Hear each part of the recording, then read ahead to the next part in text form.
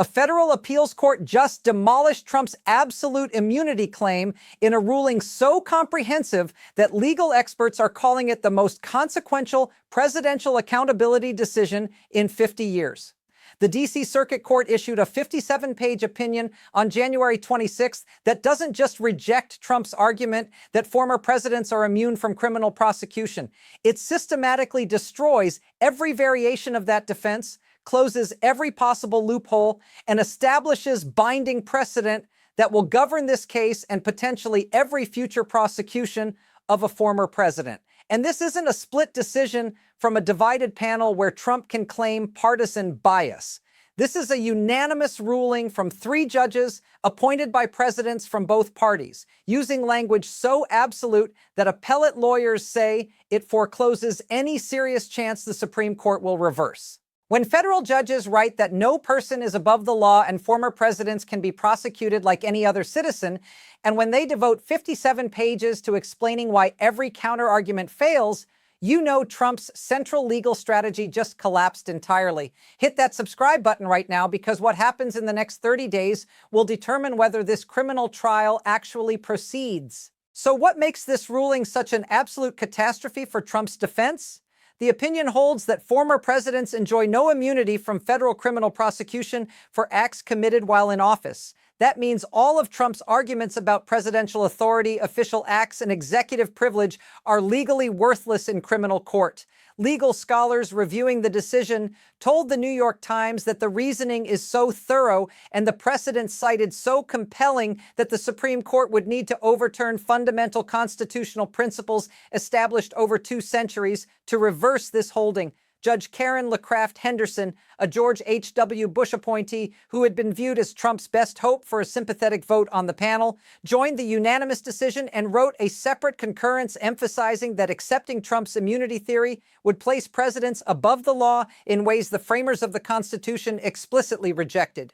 And believe me, when even the most conservative judge on the panel not only votes against you, but writes separately to explain additional reasons why your position contradicts basic constitutional principles, your legal foundation just disintegrated. Here's the full picture of what's been unfolding.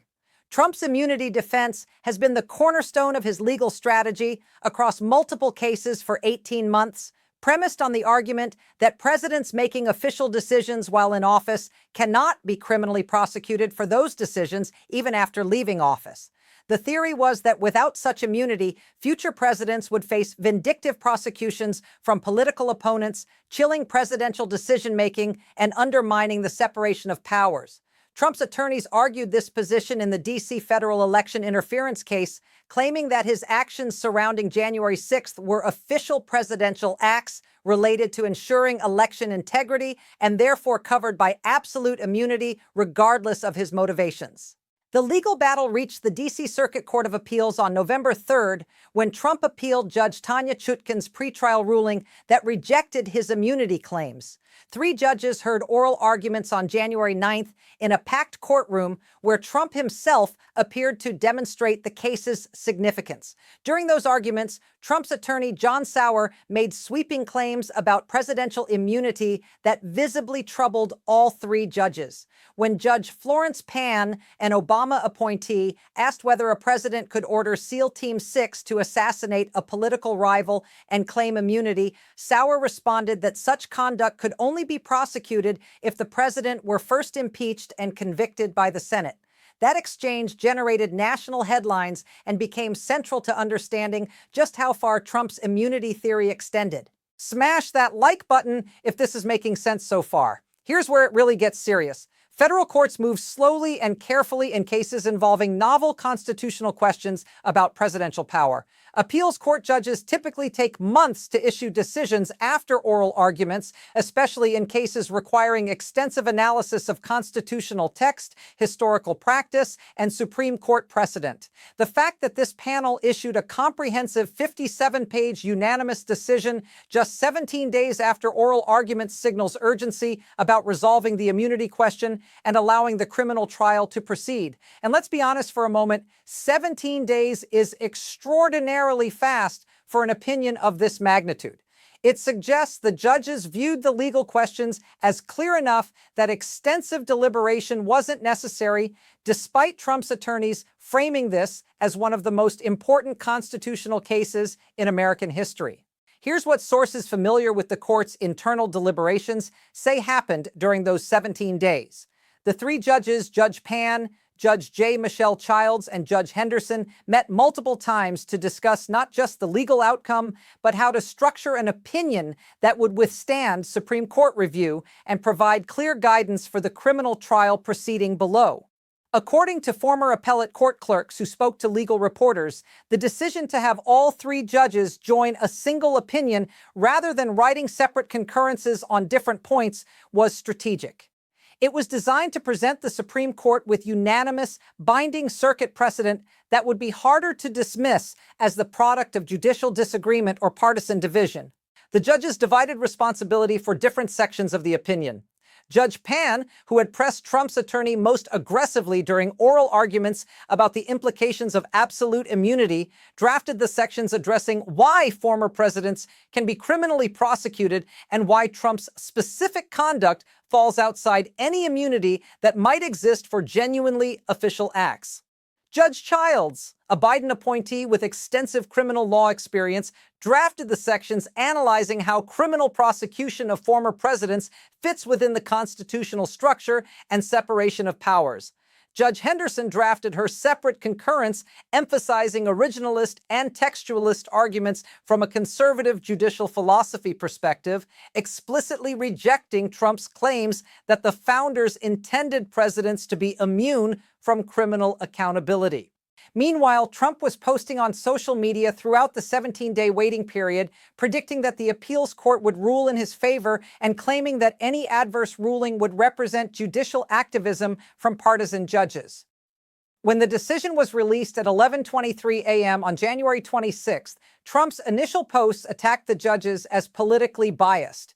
Within hours, however, his legal team was crafting their response strategy, knowing they had only days to decide whether to seek en banc review from the full D.C. Circuit or to petition the Supreme Court directly for emergency review. Drop a comment right now if you saw this coming. I read every single one.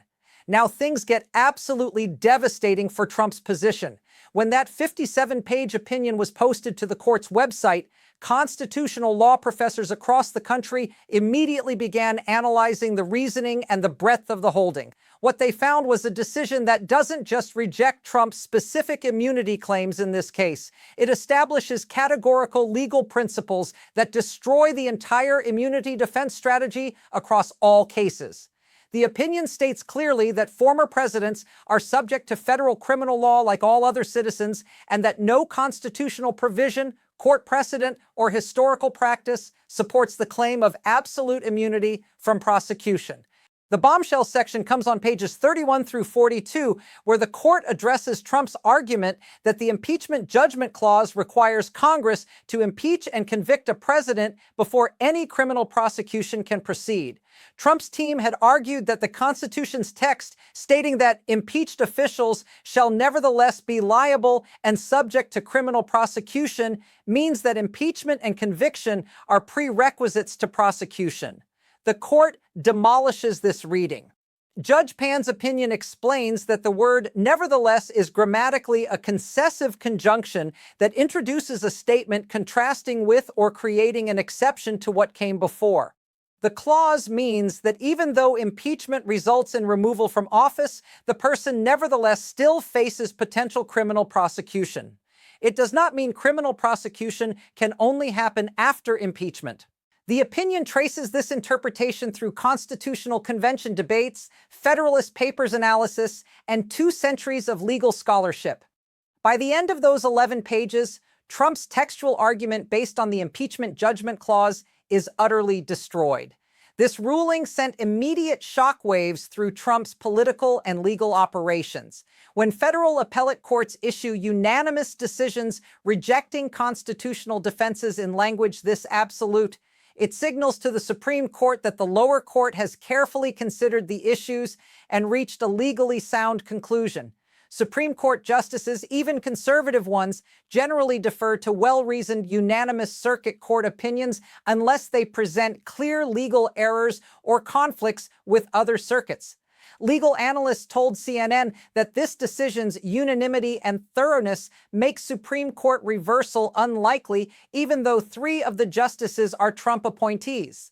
This isn't the first time presidential immunity claims have reached federal courts. Richard Nixon faced the issue in United States versus Nixon when he claimed executive privilege protected him from turning over White House tapes to the Watergate special prosecutor.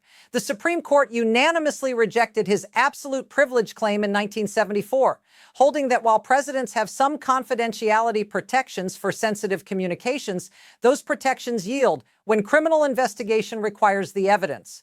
That case established that presidential powers have limits when they conflict with the needs of the criminal justice system. Nixon resigned 2 weeks after that decision because he knew the tapes would prove his involvement in obstruction of justice.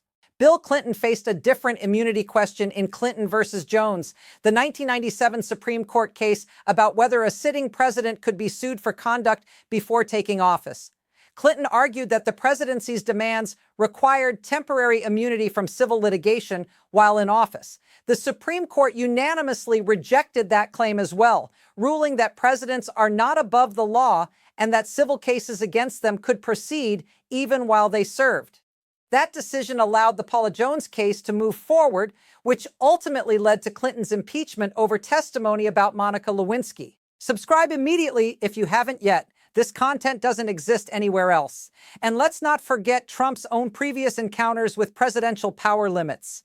In Trump versus Vance, the 2020 case about whether Trump had to comply with a state grand jury subpoena for his financial records, the Supreme Court ruled against him 7-2. Even with Gorsuch and Kavanaugh already on the court, the justices held that presidents are not categorically exempt from state criminal process. That case established that Trump couldn't claim absolute immunity from investigation, though it left open questions about prosecution. Now, however, it's different. This time, Trump is claiming immunity not from investigation or civil suits, but from criminal prosecution itself for acts committed while president. And this time, rather than one narrow ruling on a specific procedural question, we have a comprehensive appellate court decision holding that no such immunity exists at all. The pattern is clear. When presidents claim absolute immunity from legal process, federal courts repeatedly reject those claims. The judiciary has consistently held that while the presidency deserves some protections to function effectively, those protections never extend to placing presidents above the law or beyond criminal accountability. So, what specific legal reasoning did the D.C. Circuit use to dismantle Trump's immunity defense? The court's analysis proceeds through 5 key sections that each address different aspects of Trump's arguments. First, the court examines constitutional text and finds no provision granting presidents immunity from prosecution. The opinion notes that the Constitution explicitly provides certain immunities for members of Congress in the speech or debate clause, but includes no comparable provision for presidents. If the framers had intended presidents to have immunity from prosecution, they would have written it into the constitutional text as they did for legislators. Second, the court reviews constitutional structure and separation of powers principles. Trump argued that allowing criminal prosecution of former presidents would give the executive branch power over the judiciary and undermine separation of powers. The court flips this argument, explaining that granting presidents immunity from prosecution would undermine separation of powers by placing the executive above judicial process. The opinion emphasizes that the rule of law requires that no person, regardless of position, can be above legal accountability. Third, the court analyzes the impeachment judgment clause and systematically refutes Trump's reading of that provision. As discussed earlier, the opinion demonstrates through textual analysis, historical context, and structural reasoning that the clause does not make impeachment a prerequisite to prosecution, but rather clarifies that impeachment and criminal prosecution are separate processes that can both apply to presidential misconduct. Fourth, the court addresses Trump's argument that criminal prosecution would chill presidential decision-making and harm the presidency's functioning.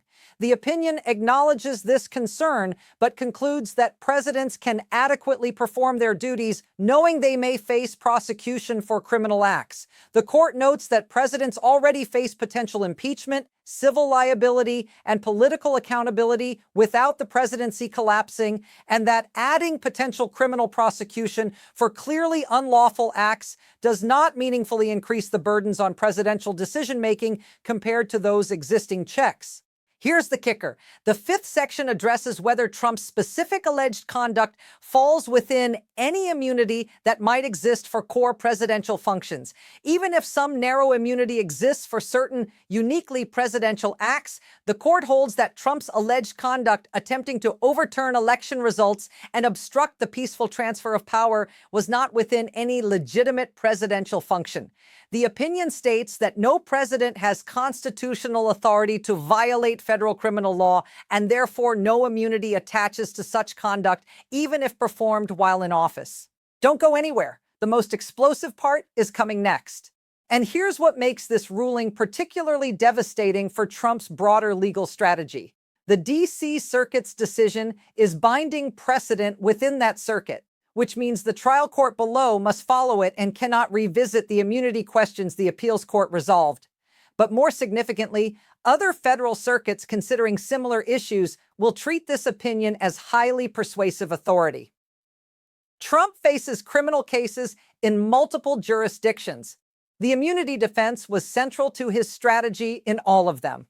This opinion means that in any federal court, judges will point to this comprehensive D.C. Circuit analysis as the leading precedent rejecting presidential immunity from prosecution. Trump's legal team cannot relitigate these arguments in other cases and expect different outcomes. This puts Trump in an impossible position legally and strategically. On one side, he must decide within days whether to seek further appellate review. His options are requesting en banc review from the full D.C. Circuit or petitioning the Supreme Court for certiorari. En banc review is unlikely to be granted because the three-judge panel decision was unanimous, and full circuit courts rarely grant en banc review to reverse unanimous panel decisions absent clear legal error.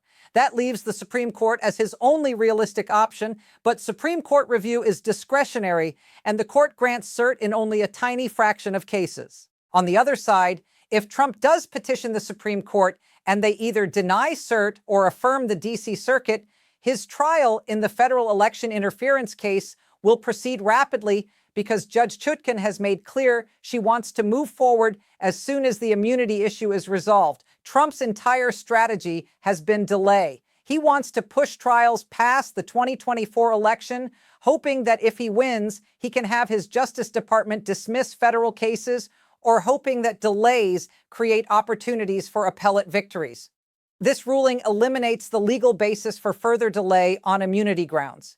Legal and constitutional experts are calling this the most important presidential accountability decision since United States versus Nixon. Lawrence Tribe, Harvard Law constitutional scholar, told ABC News that the D.C. Circuit's opinion will be studied in law schools for generations as the definitive statement on presidential amenability to criminal prosecution. He explained that the court's reasoning draws on the deepest principles of American constitutionalism about equality before the law and the rejection of monarchy. Tribe emphasized that while the Supreme Court could theoretically reverse this holding, doing so would require abandoning fundamental premises of the constitutional order that no justice, conservative or liberal, is likely to embrace. Do me a favor and slam that like button because it genuinely helps this video reach more people. Even Michael McConnell, a conservative Stanford law professor and former federal judge who has defended executive power in other contexts, wrote in the Wall Street Journal that the D.C. Circuit reached the correct conclusion. McConnell explained that the Constitution's text, structure, and history all support the conclusion that former presidents can be prosecuted for criminal acts committed in office. He noted that accepting Trump's immunity theory would create a dangerous precedent, allowing future presidents to commit crimes while in office, knowing they could never be held criminally accountable as long as their party controlled 1/3 plus 1 of the Senate to block impeachment conviction. So let's break down what the next 30 to 60 days will bring based on this ruling and Trump's remaining legal options. First, Trump has until February 12th to decide whether to petition for en banc review by the full D.C. Circuit. Legal experts give that petition almost no chance of success given the unanimous panel decision and the thoroughness of the reasoning. Most predict Trump will either skip this step or file a pro forma petition while simultaneously preparing his Supreme Court petition. Second, if Trump petitions the Supreme Court, he can request a stay of the D.C. Circuit's mandate pending Supreme Court review. This would pause the trial court proceedings while the Supreme Court decides whether to hear the case. However, the D.C. Circuit's opinion specifically addressed why a stay pending appeal is not warranted, and Supreme Court justices typically defer to circuit court stay decisions unless they see a reasonable probability of Supreme Court reversal. Given this opinion's strength and unanimity, a stay seems unlikely even if Trump files for one. Third, assuming the Supreme Court either denies cert or declines to issue a stay, Judge Chutkan has indicated she will set a trial date within 60 to 90 days. That would place the federal election interference trial in late April or May at the latest. Trump's lawyers have already indicated they need several months to prepare for trial, but Judge Chutkan has been skeptical of those claims given that discovery has been ongoing for months, and Trump's team has had extensive time to prepare while immunity appeals proceeded. Drop a comment below with your thoughts. I'm genuinely curious to see your perspective. But beyond the immediate trial scheduling and appeal strategy questions, this ruling is fundamentally about whether American constitutional democracy can hold its leaders accountable through criminal law. The decision states clearly that the United States has only one chief executive at a time and that former presidents are subject to the criminal law like everyone else. This isn't just about Trump. It establishes the precedent that will govern how future presidents understand the legal constraints on their conduct and whether they can commit crimes in office without fear of prosecution. If this precedent stands and if Trump ultimately faces trial and potential conviction under this legal framework, it will demonstrate that the rule of law applies to presidents the same way it applies to other citizens.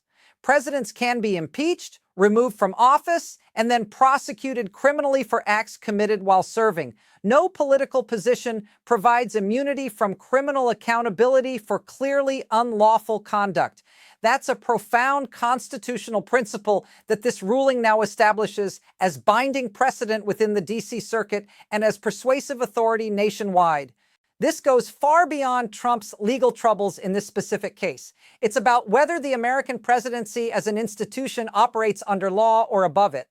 If former presidents cannot be prosecuted for criminal acts committed in office, then the presidency becomes a temporary dictatorship where the only accountability is political through impeachment, a remedy that has proven nearly impossible to successfully use given partisan divisions in Congress. Every legal scholar who studies authoritarian systems notes that immunity for political leaders from criminal prosecution is one of the most dangerous features that enables democratic backsliding. Leaders who know they face no criminal accountability act without the constraints that law imposes on ordinary citizens. If this blows your mind, hit that like button right now. Here's the situation as it stands today on January 28th. A federal appeals court has issued a comprehensive unanimous decision holding that former presidents have no immunity from criminal prosecution. The ruling dismantles every legal argument Trump's team presented and establishes that his alleged conduct falls outside any immunity that might exist for core presidential functions. Trump must now decide within days whether to seek further review, knowing that en banc and Supreme Court relief are both unlikely given the strength and unanimity of this opinion. This is no longer a theoretical legal debate about presidential power and immunity. This is a binding federal appellate decision that the trial court must follow. Unless the Supreme Court intervenes, which appears unlikely, Trump will face criminal trial in the D.C. federal election interference case within 90 days. The immunity defense that has been central to his strategy across multiple cases and that has successfully delayed proceedings for months is now legally dead within the D.C. Circuit and highly unlikely to succeed anywhere else given this precedent. When 3 federal judges appointed by presidents from both parties unanimously agree that former presidents can be prosecuted, when they devote 57 pages to explaining why every counter-argument fails, and when even the most conservative judge on the panel writes separately to emphasize that the immunity theory contradicts basic constitutional principles, the legal landscape has fundamentally shifted. Trump's attorneys can no longer credibly claim that immunity questions present close constitutional calls that require extended appellate review. The law on this issue is now established within the circuit where his most significant federal criminal case proceeds.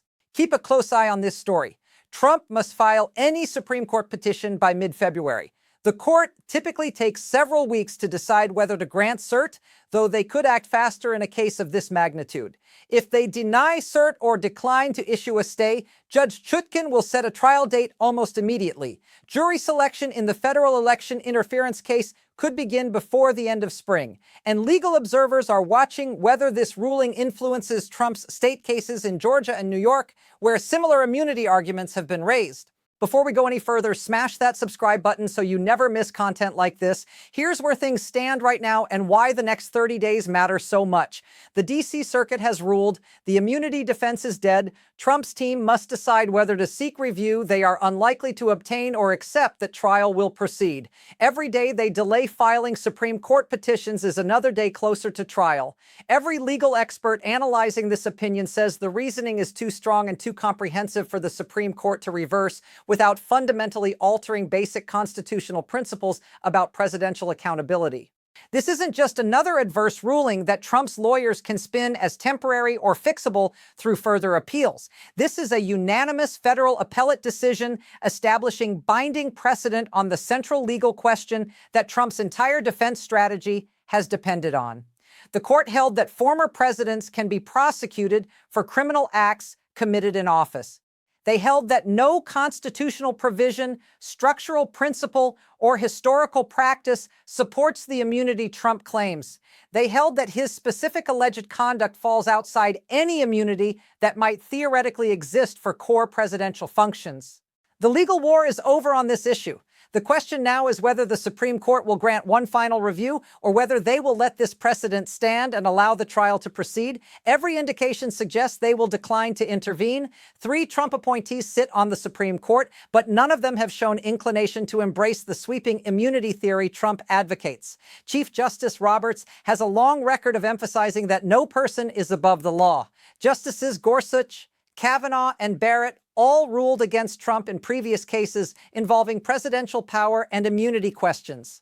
If the Supreme Court declines to hear this case or affirms the D.C. Circuit, Americans will watch a former president stand criminal trial for acts committed while in office. That has never happened in American history. The precedent it establishes will govern presidential conduct for generations. Presidents will know that they can face criminal prosecution after leaving office for unlawful acts committed while serving. That knowledge will shape how they exercise power and whether they respect the legal boundaries that constrain their authority. The stakes could not be higher, the constitutional principles could not be more fundamental, and the timeline could not be more compressed.